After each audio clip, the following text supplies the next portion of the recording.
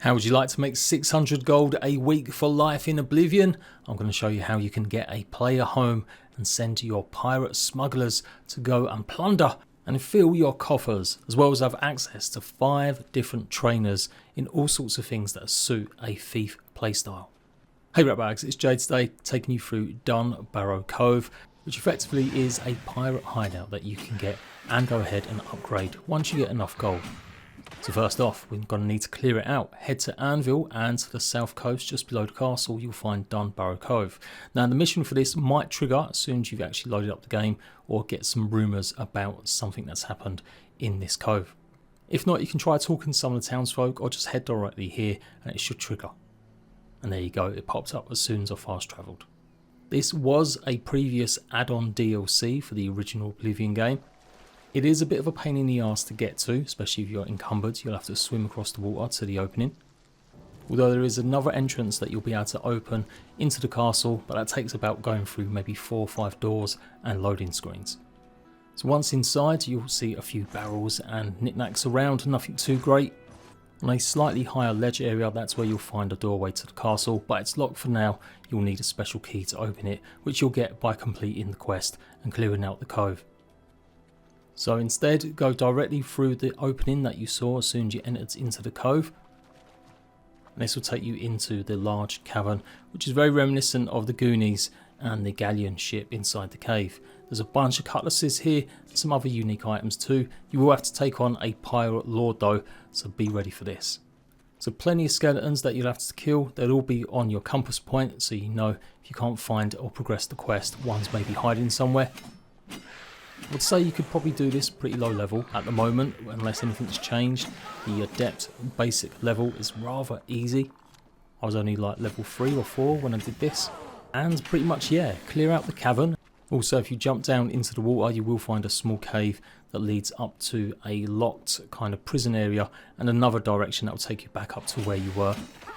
In the future, once you buy the trainers or your pirate companions, one of them will pretty much stay here. You can go and explore the Black Flag itself, but there's not really much in there, just a few crates and barrels. Instead, you need to head up to the other part of the broken ship, and this is where you're going to find the captain.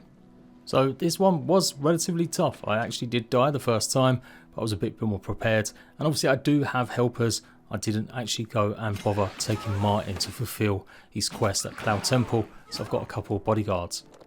So he's pretty tanky. I'm pretty sure though if you leave the actual quarters it should follow you. Otherwise, second time round I managed to take him out. For you lore nerds, the story will be played out in the journals on the floor, and this will become your basically room. It's got a bed in it, and this is where you're going to get a chest that you'll be able to go ahead and check for gold once a week, making sure though that you send your smugglers out. It should pop up with the quest updated that you've killed all of the skeletons, and yeah, now it's yours. Now you can upgrade this cabin, so there's not really much storage in here anyway, but don't drop or leave anything in here. Wait until you've upgraded it.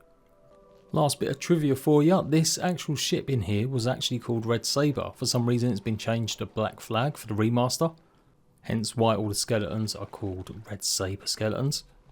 So yeah, a bit of an odd one. So yeah, you can absolutely stay here. It's not the most hospitable. What you really need to do is go ahead and buy your pirate crew, which effectively is upgrading. Need to head to the Anvil docks, find the sea tub Clarabella and go inside the captain quarters. Don't explore anywhere else in this ship as there may be some hostile actual seaworthy pirates.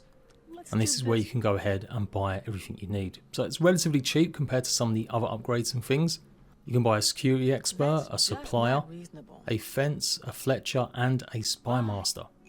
And for 500 gold you can upgrade your quarters to get a better bed as well as a chest to actually store your loot. You'll find your crew scattered around the cavern, so go and talk to every one of them and see what they've got to say. This guy here, he's going to have your pirates that will go out and plunder for you, and yep, they'll return in a week with 600 gold. These two, and I think anyone else without a shirt, is usually part of the crew, so you can't really engage with them, they'll just simply run off in a minute. It will give you a notification after a week's done and the gold has been deposited, and you'll find it in a chest in your quarters. Now these guys do move around a little bit, so you're just going to have to find them. But this guy here, he's going to teach you some stuff, namely sneak abilities, so you can go ahead and learn. And he'll have a bunch of other stuff that he can sell to you, as well as some spells.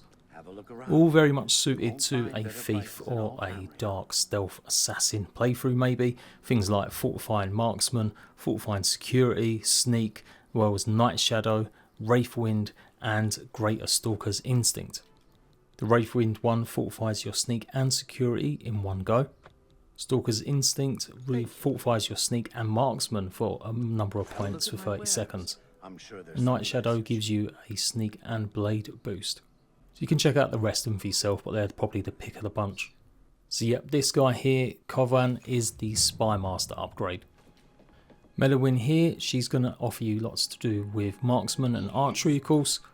And she is the Fletcher upgrade. She does also obviously teach you marksman skills, but you can also buy some spells from her as well. She'll have some mysticism and restoration spells. Obviously Soul Trap might be pretty handy, especially if you haven't got any plans to pick up Umbra just yet. And if you've been thinking that arrows are kind of boring in Oblivion, well, there's a whole bunch of different ones here. Arrows stumbling that you can get, typical iron arrows, but also tracer arrows. The stumbling ones will give paralyze and the tracer ones will light on target. Tam Blackwell is going to be the security expert, and obviously this means that you'll be able to get some skills in lockpicking. Pretty handy as well, he'll have open average and hard lock spells alongside easy one too. Now apparently all the spells in this download are rather unique. You might come across some that do similar jobs, but maybe the combinations are unique to this one at least. So yeah, he's got some unique spells as well in restoration, as well as a unique potion of magnification, which basically gives you a better 45 security points for a number of seconds. Also get a free chest to go ahead and practice your lockpicking. But absolutely essential here, if you really don't want to be wasting any more gold on training, you can do this for a good chunk of time.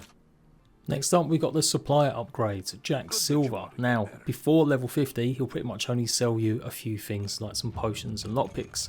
After level 50 in mercantile he'll start selling all sorts of more. You've got enchanted weapons, lots of different armours. He'll obviously teach you speechcraft as well up to level 75.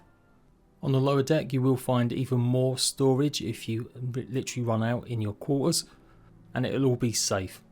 And although you get it in small amounts, there will be some silver arrows and glass arrows on the floor, just where Jack is. Also a ton of lockpicks too. So remember I said to jump in the water and find the small opening on the side. This will lead you to the way that you fought one of the skeletons with the kind of prison gates. This here is your fence. He'll sell lockpicks as well as enchanted weapons and armour. Teach you mercantile skill. But of course the main benefit is selling all of your stolen goods. It's really handy to have it all at your base, pretty much on your doorstep. But the one negative, he doesn't have any option to clear any of your bounties. And yes, there's a special warthog, which is basically a boar that is a pet. Say hello to Bacon.